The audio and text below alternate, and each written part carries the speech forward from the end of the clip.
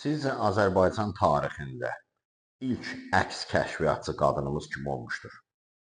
Bu qadın nəinki Azərbaycan tarixində, həm də Türkiyə tarixində ilk əks kəşfiyyatçı qadındır.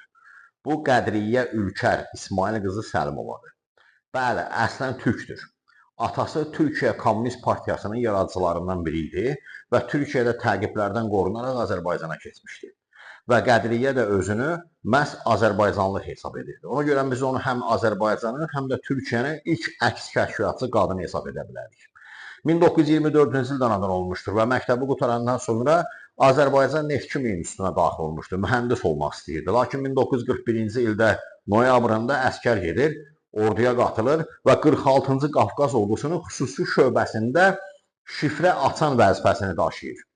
1943-cü ildə isə SSR əks kəşfiyyatı SMERŞ yaradılanda həmin SMERŞ qüvvələrində xidmət edir və Avropanın azad olunmasında düz 1945-ci ilin noyabr ayına qədər müharibədə iştirak edir və hərbi xidmətini kapitan rütbəsində başa vurur.